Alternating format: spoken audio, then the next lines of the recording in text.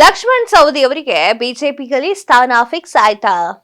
ಯಾಕಂತಂದ್ರೆ ಜಗದೀಶ್ ಶೆಟ್ಟರ್ ಕೂಡ ತಾನು ಬರಲ್ಲ ಅಂತ ಇದ್ರು. ಅಂದ್ರೆ ಕಾಂಗ್ರೆಸ್ ಪಕ್ಷ ಬಿಟ್ಟು ಬರಲ್ಲ, ಬಿಜೆಪಿಗೆ ಬರಲ್ಲ ಅಂತ ಹೇಳ್ತಾ ಇದ್ರು. ಸದ್ದೇ ಇಲ್ಲದೆ ಸುದ್ದಿ ಮಾಡ್ಕೊಂತ ಶೆಟ್ರು ಈ ಕಡೆ ಬಂದೇ ಬಿಟ್ರು. ಈಗ ಲಕ್ಷ್ಮಣ್ ಸವದಿ ಅವರ ಸರದಿನ ಅನ್ನುವಂತಹ ಸುದ್ದಿ ಎಲ್ಲೆಡೆ ಗ್ರಾಸವಾಗ್ತಾ ಇದೆ.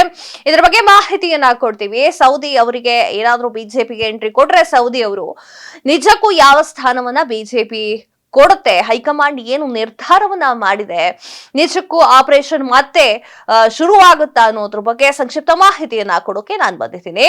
ಈಗ ಕುತೂಹಲ ವಾತಾವರಣ ಸೃಷ್ಟಿಯಾಗಿದೆ. ಲೋಕಸಭಾ ಎಲೆಕ್ಷನ್ ಹತ್ರ ಬರ್ತಾ ಇದೆ. ಯಾವ ಟೈಮಲ್ಲಿ ಯಾವ ರೀತಿಯ ರಾಜಕೀಯ ಬದಲಾವಣೆ ಆಗತ್ತೆ ಅನ್ನೋದನ್ನ ಯಾರು ಎಕ್ಸ್ಪೆಕ್ಟೇಷನ್ ಮಾಡಕ್ ಆಗ್ತಾ ಇಲ್ಲ. ಯಾಕಂತಂದ್ರೆ ಜಗದೀಶ್ ಶೆಟ್ಟರ್ ಅವರು ಕಾಂಗ್ರೆಸ್ ಅನ್ನ ಸೇರ್ಕೊಂಡಿದ್ರು, DCM ಹುದ್ದೆಯನ್ನ ಕೂಡ ಕೊಟ್ಟಿದ್ರು.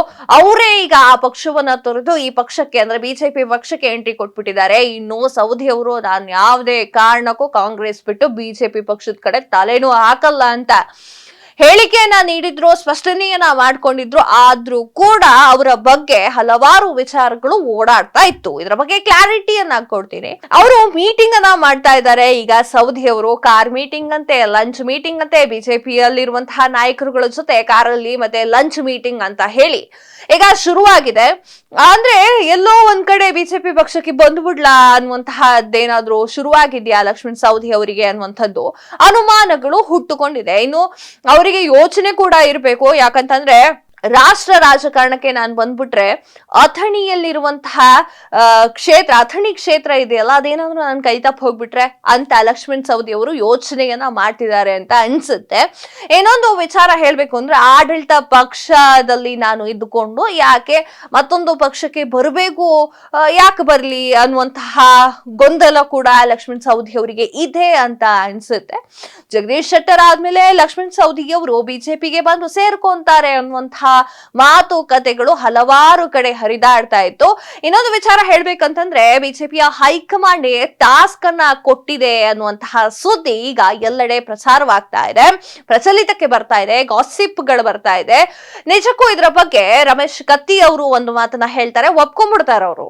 ಹೌದು, ಕೊಟ್ಟಿದ್ದಾರೆ, ಟಾಸ್ಕ್ ಕೊಟ್ಟಿದ್ದಾರೆ, ನಾನು ಕೂಡ ಆ ಟೀಮ್ ನಲ್ಲಿ ಇದ್ದೀನಿ, ಸೌದಿ ಅವ್ರನ್ನ ನಾವು ವಾಪಸ್ಸು ಬಿಜೆಪಿಗೆ ಕರ್ಕೊಂಡು ಬಂದೇ ಬರ್ತೀವಿ ಅಂತ ಅವರು ರಾಜಾರೋಷವಾಗಿ ಕತ್ತಿ ಅವರು ಹೇಳ್ಬಿಟ್ಟಿದ್ದಾರೆ. ರಮೇಶ್ ಕತ್ತಿ ಅವರು ಹೇಳಿದ ಹಾಗೆ ನಿಜಕ್ಕೂ ಒಂದು ಟೀಮ್ ಅನ್ನ ಮಾಡ್ಕೊಂಡಿದ್ದಾರೆ ಬಿಜೆಪಿಯವರು. ಲಕ್ಷ್ಮಣ್ ಸವದಿ ಅವರನ್ನ ಈ ಕಡೆಗೆ ಬಿಜೆಪಿಗೆ ಕರ್ಕೊಂಡು ಬರೋಕೆ ಏನಾದ್ರು ಪ್ಲಾನ್ ಮಾಡ್ತಿದಾರಾ ಅಂದ್ರೆ ಮೀಟಿಂಗ್ಗಳು ನಡೀತಾ ಇದೆ. ಕಾರಲ್ಲಿ ಮೀಟಿಂಗು, ಲಂಚ್ ಅಲ್ಲಿ ಮೀಟಿಂಗು, ಅವ್ರವ್ರವ್ರವ್ರೇ ಮಾತಾಡ್ಕೊಳ್ಳೋದು. ಈಗ ಕಾಂಗ್ರೆಸ್ ನಲ್ಲಿ ಇದ್ದವ್ರಿಗೆ ಭಯ ಶುರುವಾಗಿದೆ. ನಿಜಕ್ಕೂ ಅವ್ರು ಹೋಗ್ಬಿಡ್ತಾರ? ಸಿದ್ದರಾಮಯ್ಯ ಅವ್ರಾಗಿರ್ಬಹುದು, DK ಶಿವಕುಮಾರ್ ಆಗಿರ್ಬಹುದು, ಫೋನ್ ಮಾಡಿ ಕೇಳ್ತಿದ್ರಂತೆ ಹೋಗ್ಬಿಡ್ತೀರಾ ಹಾಗಾದ್ರೆ ಅಂತ. ಕ್ಲಾರಿಟಿ ಇನ್ನೂ ಕೂಡ ಸಿಗ್ತಾ ಇಲ್ಲ.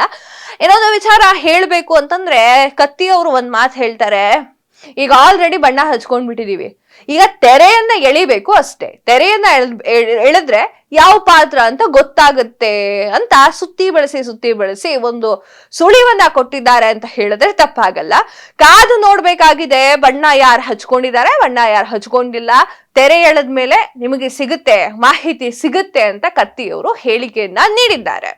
ಈ ವಿಚಾರಕ್ಕೆ ಸಂಬಂಧಪಟ್ಟಂತೆ ಸೌದಿ ಅವರು ಯಾವುದೇ ಕಾರಣಕ್ಕೂ ನಾನು ಬಿಜೆಪಿಯಲ್ಲಿ ಹೋಗ್ತೀನಿ, ಕಾಂಗ್ರೆಸ್ ಅಲ್ಲೇ ಇರ್ತೀನಿ, ನಂಗೆ DCM ಸ್ಥಾನ ಕೊಟ್ಟಿದ್ದಾರೆ, ನಾನು ಇಲ್ಲೇ ಇರ್ತೀನಿ ಅಂತಾನೂ ಹೇಳಿಲ್ಲ. ಇನ್ನೊಂದು ವಿಚಾರ ಹೇಳ್ಬೇಕಂತಂದ್ರೆ ಅವರು ಬಿಜೆಪಿಯಿಂದ ಕಾಂಗ್ರೆಸ್ಗೆ ಬಂದಿರೋ ಕಾರಣ ಕಾಂಗ್ರೆಸ್ ನಲ್ಲಿ ಇದ್ಕೊಂಡ್ರೆ ಬಿಜೆಪಿ ಅವ್ರಿಗೆ ಏನೋ ಒಂದು ಟೀಕೆ ಮಾಡ್ಬೇಕಾಗಿತ್ತು ಅಥವಾ ಯಾವುದೋ ಒಂದು ವಿಚಾರಕ್ಕೆ ಹೇಳಿಕೆ ನಾನು ನೀಡ್ಬೇಕಾಗಿತ್ತು, ಯಾವುದು ಮಾಡ್ತಾ ಇಲ್ಲ. ಕಾಂಗ್ರೆಸ್ ಅಲ್ಲಿ ಸೇರ್ಕೊಂಡು ನಾನು ಇದೀನಿ, ನಿಮ್ ಜೊತೆ ಇದ್ದೀನಿ ಅಂತ ಅವ್ರು ಹೇಳ್ತಾ ಇದ್ದಾರೆ. ಯಾವುದೇ ಟೀಕೆಗಳನ್ನ ಬಿಜೆಪಿಗೆ ಮಾಡ್ತಾ ಇಲ್ಲ. ಈ ಕಾರಣಕ್ಕೋಸ್ಕರ ಹಲವಾರು ಅನುಮಾನಗಳು ಸೃಷ್ಟಿ ಆಗ್ತಾ ಇದೆ.